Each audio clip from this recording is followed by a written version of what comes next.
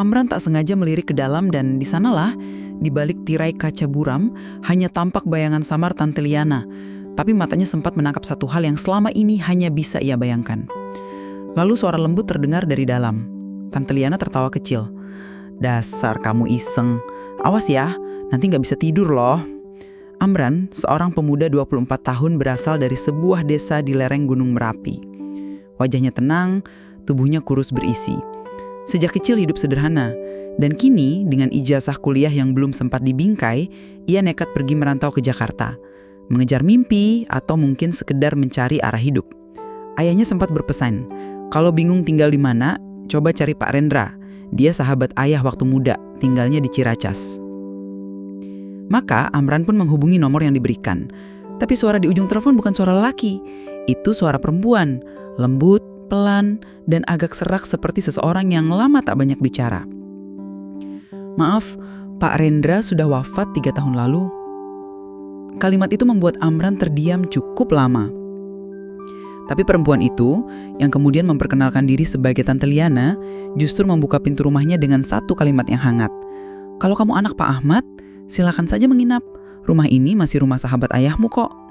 Sore itu Amran tiba di rumah tua bergaya tahun 50-an. Dindingnya dari batu bata POS yang mulai rapuh di sudut-sudutnya. Tapi halaman kecilnya bersih dan terawat. Ada pohon Kamboja yang entah kenapa harum bunganya seperti menebar rasa rindu yang tak jelas bentuknya. Tante Liana membuka pintu. Ia berdiri di ambang mengenakan daster abu panjang. Rambutnya digulung seadanya. Usianya sekitar 40-an. Tapi wajahnya sejuk dan dewasa. Tante Liana bukan perempuan biasa.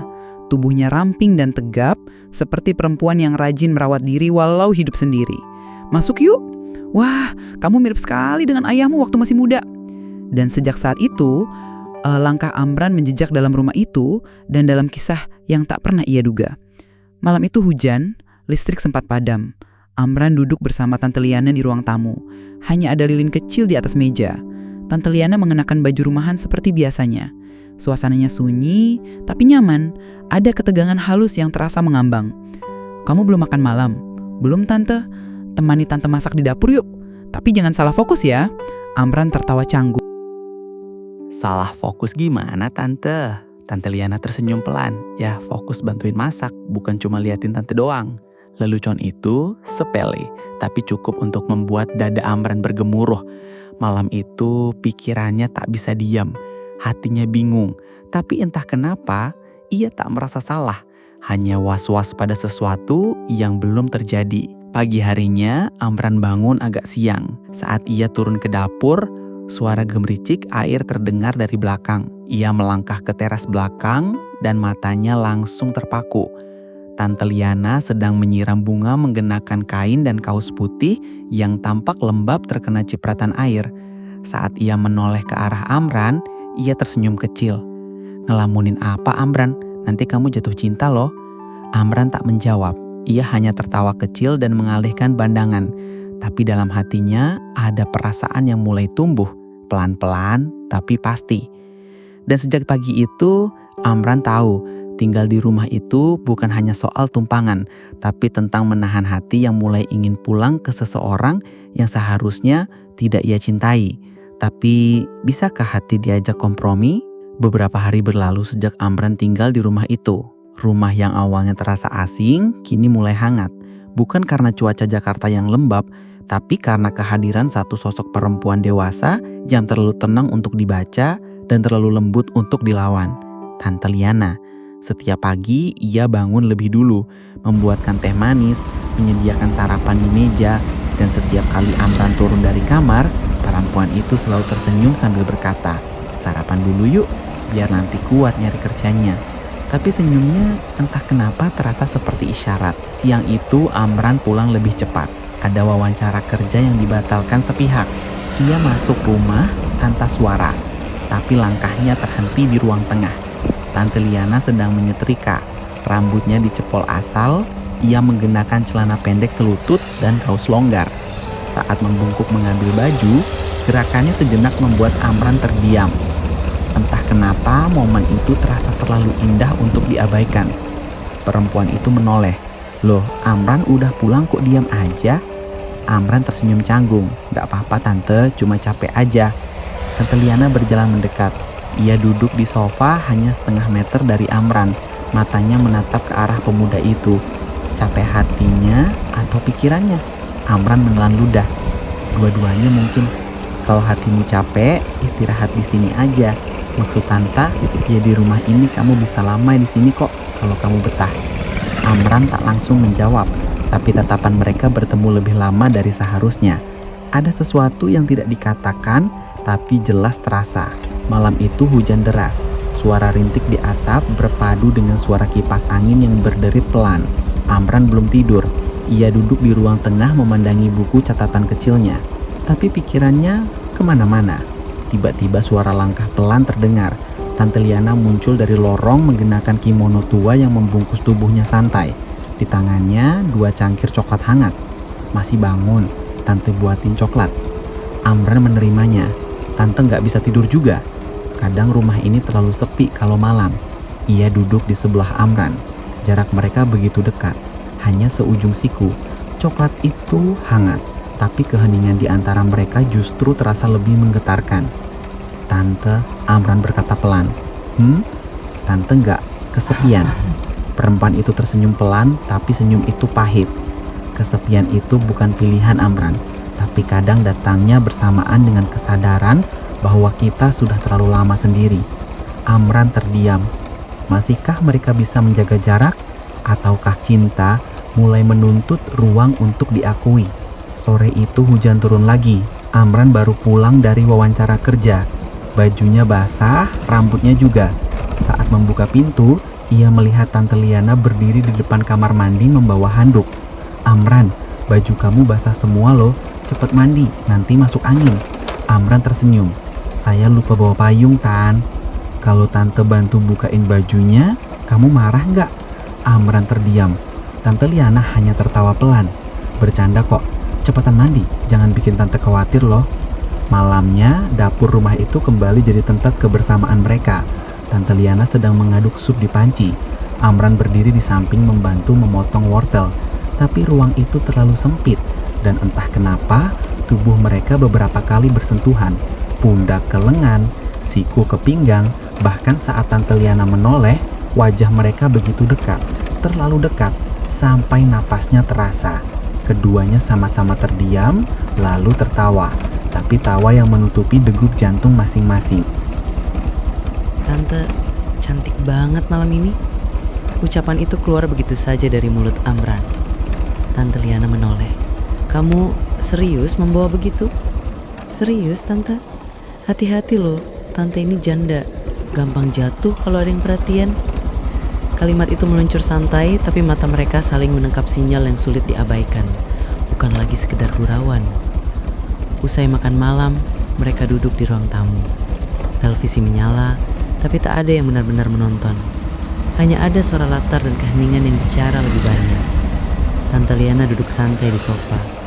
Pakaian rumahnya sederhana, tapi tetap mencerminkan sisi anggun seorang perempuan dewasa. Amran di sampingnya, cukup dekat hingga lutut mereka bersentuhan. Tante, suara Amran lirih. Iya? Apa Tante pernah merasa ingin dekat sama seseorang? Perempuan itu menoleh perlahan. Sering? Dan kalau orang itu ada di samping Tante sekarang? Tante Liana tidak menjawab, tapi ia memiringkan kepala dan menatap wajah Amran lebih lama. Senyumnya pelan, matanya jernih tapi bergetar. Tangannya bergerak pelan, menyentuh tangan Amran yang ada di pangkuannya, lalu menggenggamnya. Kamu yakin mau masuk ke dunia perempuan seperti Tante Amran? Aku gak tahu apa yang aku mau. Tapi setiap hari rasanya aku makin ingin tetap di rumah ini. Makin ingin tetap dekat Tante. Suasana mendadak sunyi. Bahkan suara televisi pun seperti tak terdengar. Dan malam itu, tangan mereka tetap saling menggenggam. Tak ada yang berkata apa-apa lagi. Tapi keduanya tahu, tidak ada jarak lagi yang tersisa. Dan malam itu, tanpa kata, mereka mengerti satu hal. Cinta bisa datang dari tempat yang tak biasa, bisa tumbuh dalam diam yang terlalu lama. Dan ketika akhirnya bertemu, ia tak bisa ditepis. Tapi sejauh apa mereka akan berani melangkah? Hubungan antara Amran dan Tante Liana kini sudah melampaui sekedar kebetulan. Mereka tak pernah benar-benar membicarakan perasaan itu secara terbuka, tapi setiap surat mata, setiap sentuhan kecil, setiap keheningan yang diisi dengan tatapan sudah menjelaskan segalanya. Mereka saling tahu, tapi berpura-pura tak tahu. Pagi itu suasana rumah lebih hening dari biasanya. Amran turun dari kamar dengan rambut masih basah. Ia melihat dapur kosong. Biasanya Tante Liana sudah ada di sana, menyiapkan teh, menyapu halaman, atau sekedar duduk membaca koran tua. Tapi kali ini ia tidak ada. Lalu suara air terdengar dari arah kamar mandi, dari pintu yang tak tertutup rapat. Asap tipis uap panas keluar dari dalamnya. Amran tak sengaja melirik ke dalam, dan di sanalah, di balik tirai kaca buram, hanya tampak bayangan samar Tante Liana.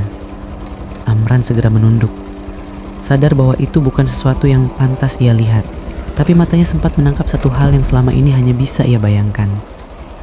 Lalu suara lembut terdengar dari dalam. "Kamu ngintip Tante ya?" "Enggak, Tan. Enggak sengaja, aku hanya lewat." Tante Liana tertawa kecil.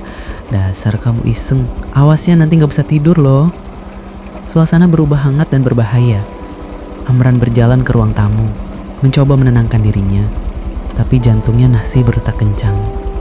Pikirannya berkabut, dan entah kenapa semakin hari rasanya ia sulit membayangkan pergi dari rumah itu. Siangnya mereka duduk berdua di teras, minum es teh, menikmati angin sore. Tapi percakapan mereka kali ini terasa berbeda, lebih jujur, lebih terbuka. "Tan, aku bingung. Bingung kenapa? Soal kita, soal semua ini. Aku nyaman. Iya, tapi aku juga takut." Tante Liana meletakkan gelasnya. "Kamu takut karena aku janda dari sahabat ayahmu?" "Iya, dan takut kalau semuanya jadi masalah buat kita."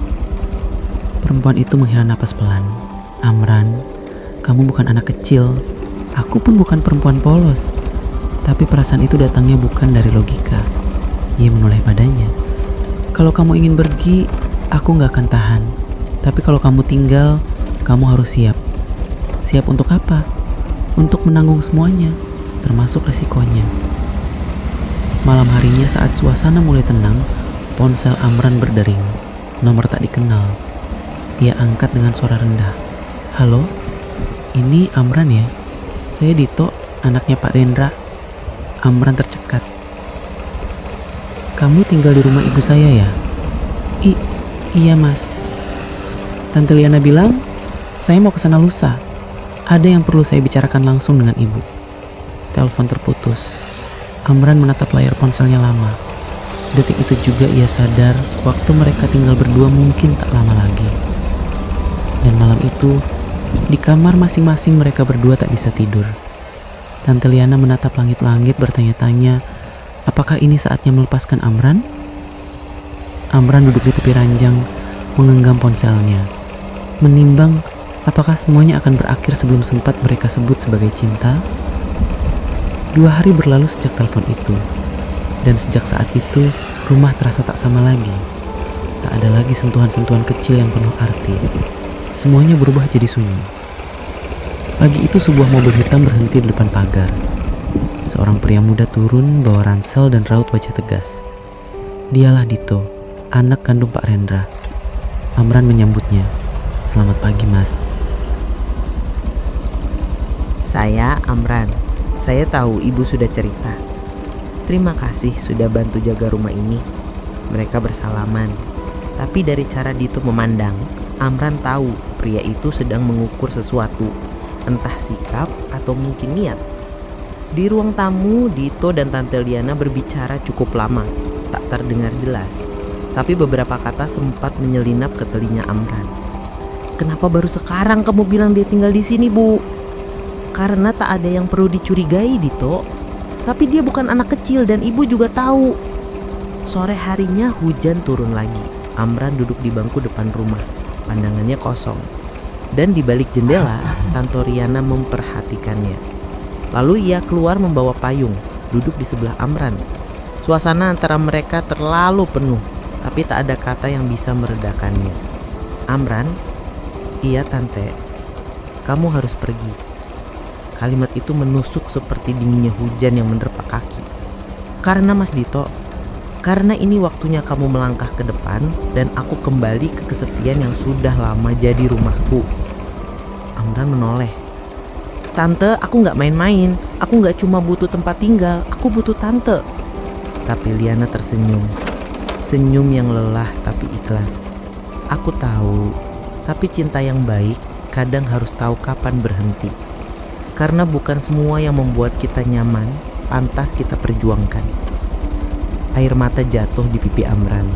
Bukan karena kelemahan, tapi karena kehilangan yang tidak bisa dihindari. Terima kasih karena selama ini aku merasa dicintai. Dan terima kasih karena kamu datang saat aku sudah lupa rasanya mencintai. Jakarta sore hari, Amran kini bekerja sebagai asisten arsitek. Ia tinggal di kos kecil di Kebayoran. Di rak bukunya ada foto tua, dirinya, ayahnya, dan Pak Rendra. Dan di dompetnya terselip secari kertas kecil dengan tulisan tangan. Kalau suatu hari kamu merasa sendiri, ingat, rumah ini pernah menjadi tempat di mana dua orang saling belajar mencintai tanpa pernah benar-benar memiliki. Liana. Amran tersenyum, lalu berjalan keluar kantor membawa secangkir kopi dan harapan baru. Tapi hatinya tahu, ada satu kenangan yang tak akan pernah bisa digantikan.